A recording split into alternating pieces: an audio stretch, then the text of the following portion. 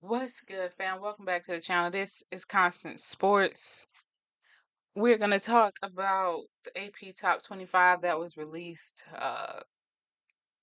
Craziness happened this weekend.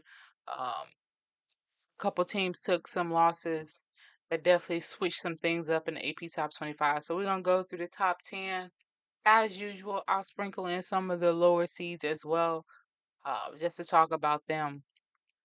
Now, we have the number one team in the country now, Notre Dame. And did they earn it? Absolutely. For the past couple of seasons, Notre Dame has been showing everyone what they're really about and informing everyone that if you want to beat them, you're going to have to bring everything you have and don't try to give any less. They are battling their two point guards, no one's touching, right? The number two team in the country is now Texas after taking down South Carolina and LSU. Um, they have definitely earned their position in the rankings. Uh, that game against LSU, I think, showed a lot more from Texas than what we saw in the South Carolina game. It showed them battling and their toughness. Um, it shows the way that they can create for themselves and for each other. Being down to LSU and coming back to win the game and not win the game by like one or two, a last second shot or anything like that. They won by like 8 points, 8 or 9 points. So they definitely battled with LSU. Being the new team in the SEC, they definitely showed up and showed out, and I'm loving it. Number three team is UCLA, who dropped down a couple positions due to the fact that they did lose and then lost to a team in their conference. Um, I see UCLA being perfectly fine for the rest of the season. Obviously, they have to play USC again. It will be at home, so that's a little bit of advantage for UCLA. But they definitely have to fix the things that they've noticed that needed to be fixed during that USC game. The number four team in the country is USC, coming up two positions, right? Obviously, they battled with UCLA and won. I do still see fatigue. Their last game, there was definitely some fatigue in it, and I do believe that Juju needs to be rested. Um, they can find one of the games in between now and the next time they have to play UCLA. Just give her a little bit more time on the bench. To get her legs underneath her, catch her breath, because you're definitely going to need her down the stretch. And you don't, fatigue isn't going to work against every single team that they're going to have to play. Um, so as long as some USC can figure out that fatigue and get some new players in there so that your star players can catch their breath, they'll be just fine. Number five team is UConn. And you guys know what I've been saying about UConn. They were going to have to show me something. Um, obviously, they had played some games against some bigger teams, and obviously, they lost. They lost to Notre Dame, obviously, but then they beat a couple of the ranked teams, but they were your lower ranking teams like 16 and 15. Um, so, what they did to South Carolina showed me what I needed to see. It showed me what I needed to see for both teams. But that was a UConn team that I feel like we haven't seen in a while. Flood came out and she had herself a game, whatever. That was a career game for her. Um, she she gave them everything she had. Whatever they gave her, she took it. Whatever they didn't want to give her, she still took it. She played amazing, amazing this game. Paige distributed the ball. She pretty much ran the floor. She got her points when she needed to score. And UConn did not take their foot off of South Carolina's neck the entire game. From start to finish, I saw this as being a UConn's game.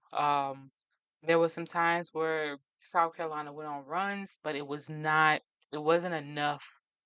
It wasn't enough to question if South Carolina was going to pull this off. I know that South Carolina has been in some rough spots during the first half of games, and usually they bounce back in the second half. But for UConn to not slow down, yeah, they played a great game. It was a very well coached game. It was a great refereed game. This was a game that we definitely needed to see, and I'm happy we saw it. Uh, the number 6 team is South Carolina, which during that UConn game, there was some weaknesses that was exposed that I don't think would have been exposed without South Carolina playing an outside of the SEC team. And I say that because the SEC isn't known for stepping back and shooting threes and only threes like UConn did against South Carolina. So South Carolina's 3-point defense was definitely their downfall. Um, the SEC is more of like brute force. We're taking the ball to the hole. We can still shoot our threes, but you're gonna have to stop us from going inside first. And due to the fact that all SEC teams play like that, that's what makes the games a lot more battling and intense. Um, UConn hit their 3-pointers. South Carolina did not. They struggled from the three, which isn't unheard of. They are still a good 3-point shooting team. But if your outside shots aren't hitting, it's going to be hard to open up your post play and open up that post in general. And due to the fact that they were struggling on the outside, UConn was able to they were able to throw off South Carolina's game, right?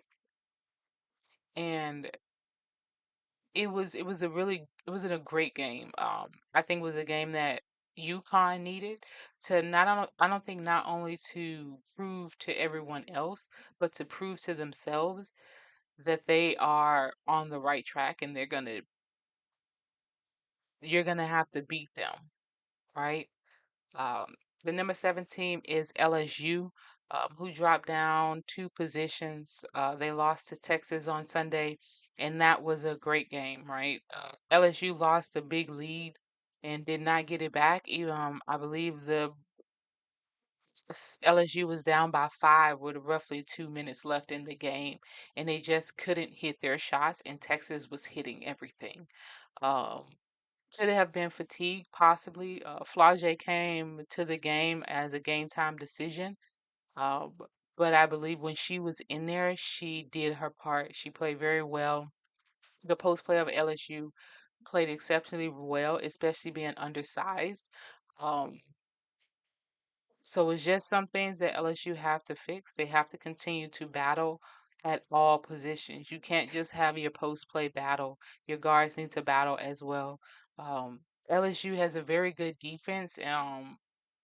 Is there some things that needs to get fixed and tweaked? Absolutely. But I think the issue was the fact that LSU had that lead for most of the game was Booker wasn't hitting her shots the first half of the game.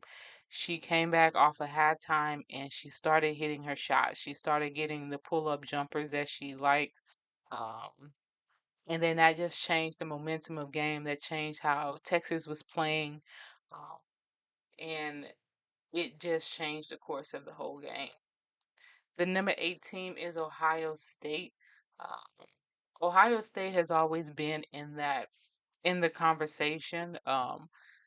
They don't get talked about as much, but I think if people just push them to the back burner and not think about them, be like, they're a good team, they're going to hurt you.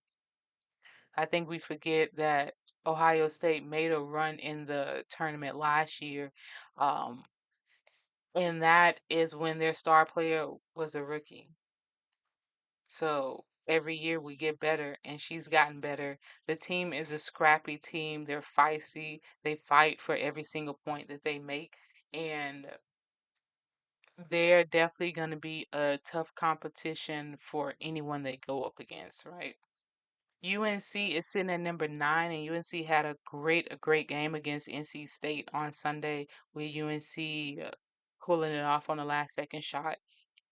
This was a game that it could have been either team, right? North Carolina could have won, or NC State could have won. Both teams was equally matched, and a win for either one of these teams would have meant something drastic in the polls, seeing how UNC came up 3 positions after their win, and NC State dropped 3 positions. So to see these two teams battle was a really, really good game. Rounding out the top 10, you have TCU, who at the start of the season, TCU was at the top of everyone's list. They had bounced back from last season, and obviously we know TCU has definitely been through some things some past couple seasons, right? They Prince went down, who was their star player, and then they had to have open tryouts, and you had volleyball players coming in and students um, pretty much putting on a jersey just so that TCU can continue to have a basketball season due to the injuries. So to see TCU completely change and start the season off as they did, definitely had everyone on notice. They've lost 3 games this season, which isn't bad. There's no undefeated team, right? There's only one loss team. So TCU is still there. They just have to figure out how to get back to what they were when they started. They've been winning some close games and also been losing some games by some points, right? Not by like a point on the last second shot or anything like that. So I do believe TCU has some things to work on, and if they can work on it by the time the tournament starts and keep pushing, they would definitely be a Sweet 16 team. Um, who they match up against in the Sweet 16 would definitely determine what the rest of their year would look like. So that is the top 10 teams. Obviously, the coaches poll came out as well, and the polls match almost the same. Like they're almost identical. There's a couple of team swaps between maybe 13 and 14 and stuff like that. The only difference is Florida State in the AP has dropped out along with but in the coaches poll, Florida State is number 25 with South Dakota State is also number 24. Um, so that is the big difference. I think Florida State is a very good team. They're led by a rookie who can put up points. She is prime time basketball. She has definitely put this team on her back, her shoulders, and everything, and is carrying them, and she will carry them to the tournament. I think they will continue to battle and fight, and once they get a couple more wins underneath their belts, I think that they will be a very scary opponent to anyone who they match up against. Obviously, uh, looking at the top 25, you have a lot of these conferences have multiple teams in it, right? You have UCLA and USC and Ohio State from the Big Ten, all in the top 10, right? Then you have Texas, South Carolina, and LSU also from the SEC in the top 10. In They're the top 7 teams in the country. 3 of them is from the SEC, 2 of them are from the Big Ten. Um, so the battle of the conferences will still be, right? You still have the SEC still dominating when it comes to the rankings, because then you have Kentucky at 14, you have Tennessee at 15, and it's a battle. Obviously, everyone thinks that the SEC is the best conference, right? But the best teams in the country right now are not from the SEC. I know Texas is an SEC team, but they wasn't an SEC team last year, and they are just as good this year as they were last year. So to see how this season continues and to see how everything will look when the brackets are all set, um, is going to be interesting. I know they released the top 16 teams on Sunday. But that was pretty much before the UConn and the USC game, and the North Carolina and the NC State game, the Texas and LSU game. So definitely some things are gonna switch up because UConn is battling and they want that number one seed, right? And with that game, they earned it. Obviously, they just have to win out this season, and I don't see that being an issue for possibly UConn going up to that number one seed. You have South Carolina as a number one seed, UCLA and Notre Dame. Um, so can things switch up? Absolutely. Those number one seeds and number two seeds can definitely swap, possibly a number three or number 14 moving up, depending on how the rest of the season goes. Um, but please continue to support these ladies playing the game that we love to watch. Continue to like, comment, please subscribe.